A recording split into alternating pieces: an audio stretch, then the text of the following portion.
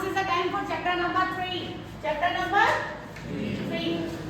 The name of the chapter is Economic Reforms. Economic Reforms 1991. Now my first question is why 1991? Why 1991? हमने chapter number 1 किया chapter number 1 था before 1947. Before 1947. All these chapters are divided in by years. All these chapters. Chapter number 1 before 1947. Chapter number 2 after 1947. Chapter number 2 was from 1950 to 1990. In 1990 it was over. But chapter number 2 में we have discussed till 1990. In chapter number 3 we are going to learn about 1991. Why 1991? Why 1991 is so special? Why we are learning about 1991? So we will discuss all these questions here. So first, why 1991? Because in 1991 economic reforms were introduced. Okay. Now what are economic reforms? Why they are introduced? Reason? Reform word का meaning होता है improvement. The meaning of reform is improvement. अगर मैं general sense में बात करूं तो improvement तब की जाती है जब किसी चीज में कोई प्रॉब्लम होती है. When there is no problem then what is the need of improvement होती है. कई बार आपने देखा होगा टीचर आपको मार्क्स देती है, जो आपकी मार्क लिस्ट होती है नीचे मेंशन होता है नीड मोर इम्प्रूवमेंट लिखा होता है. What kind of improvement teacher wants from you? What kind of improvement? Marks? कौन सी improvement चाहिए होती है? Marks की. तो similarly हमारे यहाँ पे economic reforms हैं. हमारी country को reforms चाहिए. Why our country need reforms? क्यों चाहिए? Because there were some drawbacks. वो drawbacks क्या थे? वो problems क्या थी? जिसके लिए economic reforms चाहिए थे. And then why 1991? क्यों थी?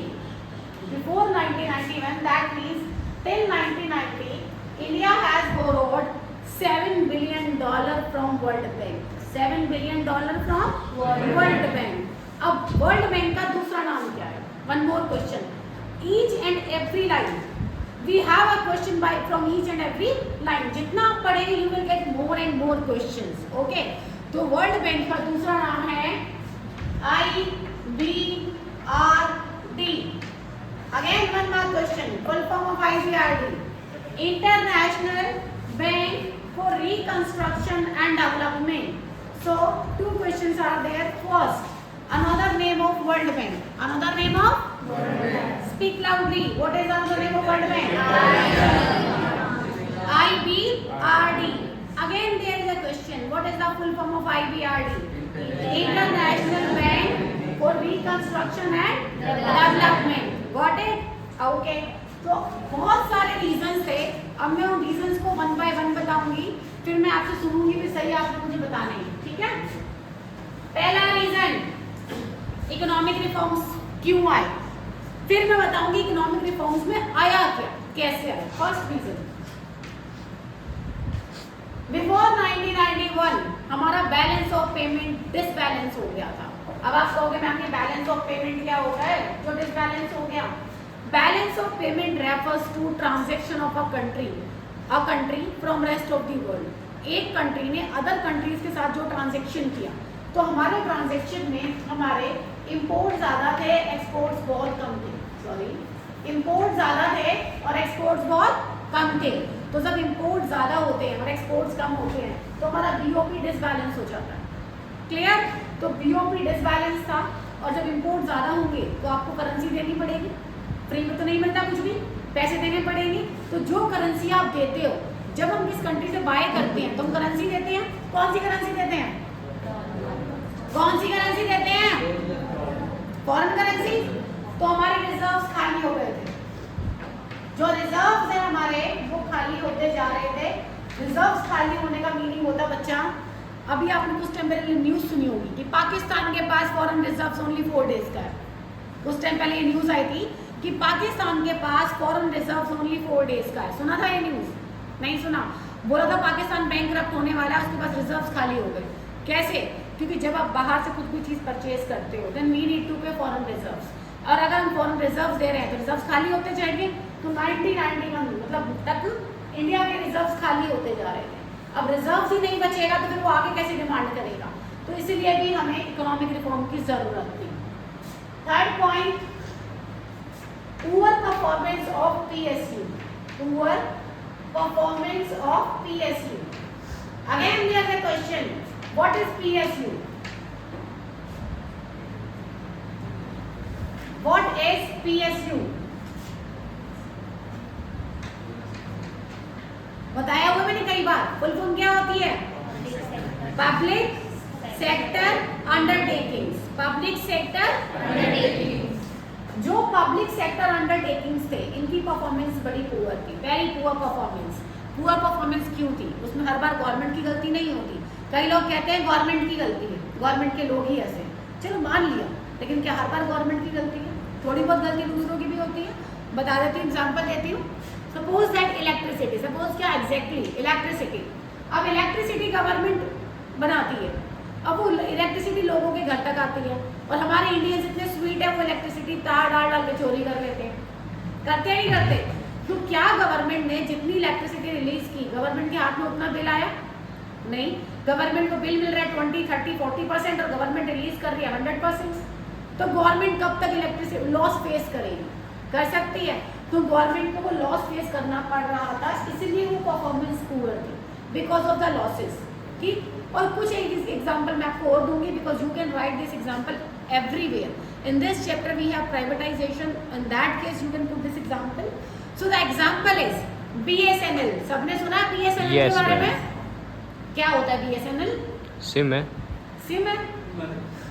BSNL सिम नेटवर्क नहीं पता है। BSNL नेटवर्क है, सॉरी। तो BSNL का फुल फॉर्म क्या है ये नहीं पता होगा किसी को भी। Nobody knows this. Actually मेरे टाइम का है, इसलिए मुझे पता है। आपके टाइम का तो जियो है, मेरे टाइम का BSNL था। BSNL का फुल फॉर्म होता है भारत संचार निगम लिमिटेड, क्योंकि गवर्नमेंट की सारी चीजें हिंदी में होती है, मैंने बताया ना आपको, वो इंग्लिश में नहीं यूज करते। तो भारत संचार निगम लिमिटेड, संचार मीन्स कम्युनिकेशन, ठीक है।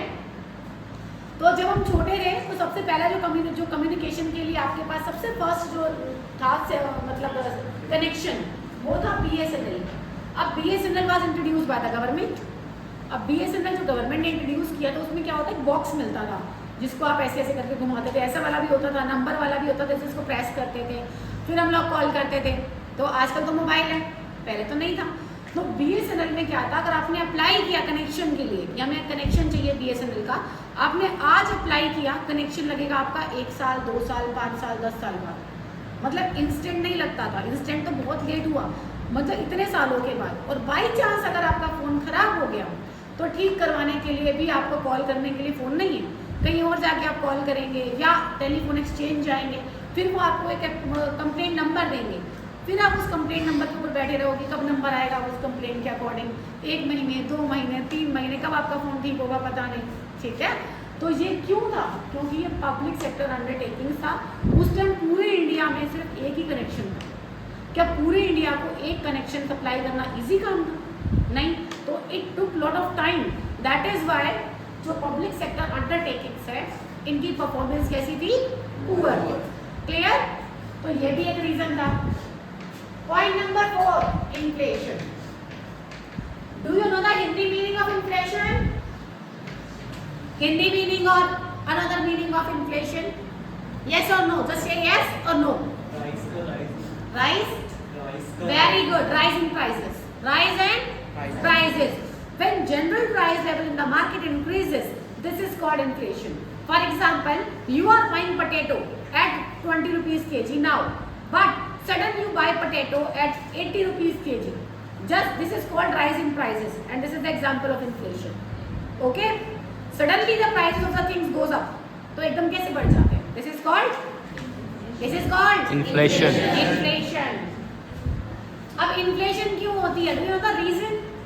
आपने बोला rise in price, this is called inflation. But may I know the reason behind this? होती क्यों है? Shortage of food. Absolutely right. So there are 2 reasons of inflation. You have to learn these reasons and keep these reasons in your mind, because ये आपने macro में भी पढ़ना है, again and again आपने ये पढ़ना है। तो इन्फ्लेशन के देयर आर 2 रीजंस, जब शॉर्टेज ऑफ गुड्स होती है, मेजर तो यही है। दूसरा, मनी सप्लाई, आपके हाथ में पैसे ज़्यादा होते हैं, because you have money, that's why you are demanding. अगर मनी नहीं होगी तो डिमांड कहाँ से करोगे? तो गुड्स की शॉर्टेज थी उस टाइम पर, ठीक है, गुड्स की शॉर्टेज थी, तो we need to buy things from outside. Again all these things are connected. Goods की शॉर्टेज थी, तभी हम लोग इम्पोर्ट ज़्यादा कर रहे थे, हमारे रिजर्व्स खाली हो रहे थे, कनेक्ट हो गए ना सारे पॉइंट्स। तो इन्फ्लेशन भी बहुत ज़्यादा हाई थी उस टाइम पर, इसीलिए हमें इकोनॉमिक रिफॉर्म्स करने पड़े थे, ठीक है। पॉइंट नंबर 6 जो मेजर पॉइंट था, मेजर पॉइंट क्या था, हमने डिस्कस भी किया, बर्डन ऑफ डेट। अब क्या था, इंडिया में कर्जा था, किसका कर्जा था? आई जस्ट टोल्ड यू, किससे लिया था? वर्ल्ड बैंक से। वर्ल्ड बैंक से। कितना लिया? 7 बिलियन। 7 billion dollar. और जो वर्ल्ड बैंक का दूसरा नाम क्या होता है? IBRD। Full form international bank for reconstruction and development. अब मैं आपको इसकी छोटी सी कहानी बताती हूँ, बड़ी प्यारी सी कहानी है, आपको चैप्टर क्लियर हो जाएगा। सपोज दैट, मेरा जो बच्चा प्रेजेंट है सारे सुनेंगे, अगर कोई किसी से लोन लेता है, किसी से भी आप बैंक से लोन लेते हो, तो बैंक को भी कुछ ना कुछ रखते हो, गिरवी रखते हो ना, मॉर्गेज करते हो। तो बैंक के पास ये राइट होता है कि आपका वो मॉर्गेज किया हुआ जो भी आपका प्रोडक्ट है, घर के पेपर है, वो सेल कर सकता है। तो सिमिलरली जब इंडिया ने वर्ल्ड बैंक से बोरो किया, तो वर्ल्ड बैंक ने बोला we need our money back, वापस वो बहुत टाइम हो गया, 7 बिलियन डॉलर। तो इंडिया ने बोला वी नीड मोर टाइम, हम दे देंगे। वर्ल्ड बैंक ने बोला एक ऑप्शन तो कहाँ से दोगे? तो उन्होंने बोला हम देंगे भाई। तो वर्ल्ड बैंक ने कंडीशन रख दी, कंडीशन कि आपको इकोनॉमिक रिफॉर्म करने पड़ेंगे। अगर आप इम्प्रूवमेंट नहीं करोगे तो आप लोग अर्न नहीं करोगे तो रिटर्न नहीं करोगे। तो now you need economic reform. So one more question, India ने इकोनॉमिक रिफॉर्म डेलिबरेटली किए थे या फोर्सफुली किए थे? फोर्सफुली। बच्चे कहते हैं डेलिबरेटली किए थे, मन कर रहा था। ऐसे थोड़ी मन करता है, आपका भी पढ़ने का मन तब करता है जब कोई आप पे प्रेशर बनाता है, ठीक है ना। अभी जैसे ये प्रेशर बना हुआ है, पढ़ना पड़ेगा, क्लियर। तो इंडिया ने ये डेलिबरेटली नहीं की है, फोर्सफुली की है। और फोर्स किया था किसने? वर्ल्ड बैंक ने। वर्ल्ड बैंक ने। वन मार्क क्वेश्चन याद हो गया। तो वन क्वेश्चन कंप्लीट। अब सेकंड क्वेश्चन पे आते हैं। Now question number 2 as we have discussed economic reforms. अब ये इकोनॉमिक रिफॉर्म था क्या, कि क्यों आए, हमने सारा पढ़ लिया कि आए क्यों, बट ये था क्या, इसमें हुआ क्या था ऐसा? इसमें हुआ था introduction of LPG। It is not liquid petroleum gas, it is not that LPG। L for liberalization, P for privatization, G for globalization. LPG was introduced at the place of LQP।